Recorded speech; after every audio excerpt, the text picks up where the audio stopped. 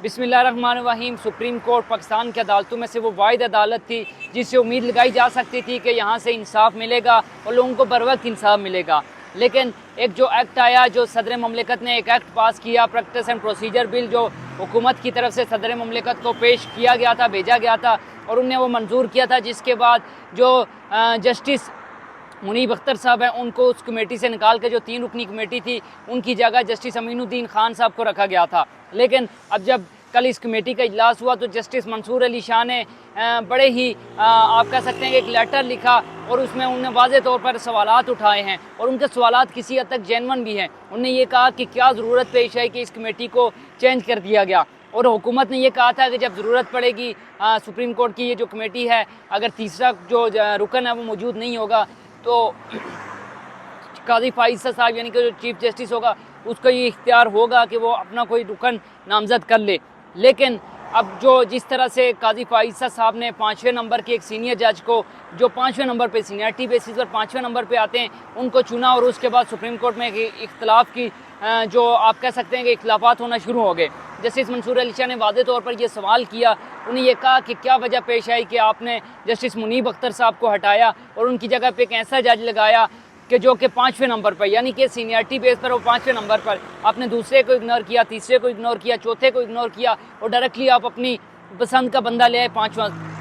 5वें नंबर का सीनियर जज ले आए। तो उन्होंने वाज़े तौर पर कहा कि मैं इस कमेटी में तब तक नहीं बैठूंगा जब तक कमेटी को पुरानी जो कमेटी थी 3 रुकनी कमेटी जिसमें मंसूर अली शाह साहब थे, जस्टिस काजी फाइज़ साहब थे और जस्टिस मुनीब अख्तर साहब थे, उनको वापस बहाल नहीं किया जाता। तो वो चले गए, उन्होंने लेटर लिखा, उन्होंने जो कमेटी थी उसका आप कह सकते हैं कि बाइकाट कर दिया। लेकिन हुआ क्या, जब उनकी अदम मौजूदगी में काजी फाइज़ साहब और जस्टिस अमीनुद्दीन खान साहब ने,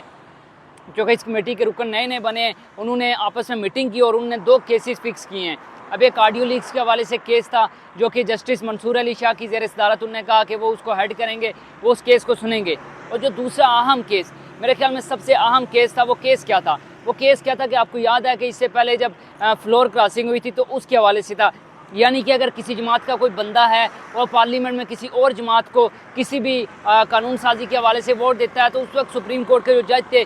जो चीफ जस्टिस थे, उन्होंने और उनकी जो पूरा बेंच था उसने ये कहा था वाज़े तौर पर कि वो बंदा लोटा होगा अगर वो पैसे लेकर किसी दूसरी जो पार्टी है उसको वोट देता है, अपनी पार्टी की खिलाफ वर्जी करता है, उसके हेल्प की खिलाफ वर्जी करता है, तो वो जो बंदा होगा वो ना सिर्फ नाअहल होगा, उसकी सीट चली जाएगी बल्कि उसके खिलाफ कार्रवाई भी होगी। तो अब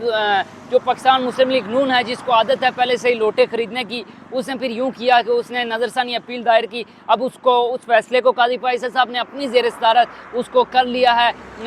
मुकर्रर कर लिया। अब देखना यह है कि जब वो केस लगता है तो तकरीबन जो चांसेस हैं वो यही लग रहे हैं कि काजी फाइज़ साहब उसमें ये कह देंगे कि अगर बंदा पैसे नहीं लेता और वो वोट दे देता, अपने ज़मीर की आवाज़ दे देता, तो मेरे ख्याल में ये ठीक होगा। मेरे ख्याल में एक्सपेक्टेड जो फैसला है वो इसी तरह का आना है। पर देखना यह है कि जो सुप्रीम कोर्ट के इस वक्त के इख्तलाफात हैं, मंसूर अली शाह हैं, उनके साथ बाकी 7 जजेज़ हैं, और जो इससे पहले फैसला आया था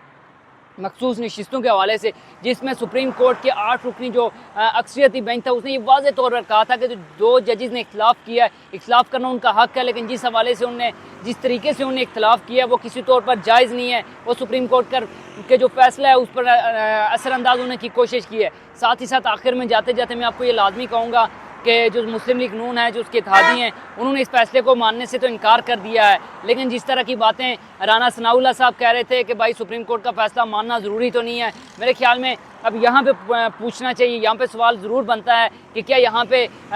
अदालत की तौहीन नहीं हो रही, क्या अदलिया की तौहीन नहीं हो रही? यहाँ पर ये चीज़ें देखने वाली हैं। बहरहाल देखना यह है कि आने वाले दिनों में सुप्रीम कोर्ट के हवाले से या मुल्क के हवाले से क्या अहम डेवलपमेंट होती हैं। तो लास्ट में जाते जाते आपको ये लाजमी कहूँगा कि आपने मेरे चैनल को लाजमी सब्सक्राइब करना है, कमेंट सेक्शन में अपनी आपने राय से लाजमी आगाह करना है। अगली वीडियो तक ले दीजिए इजाज़त, अल्लाह हाफिज़।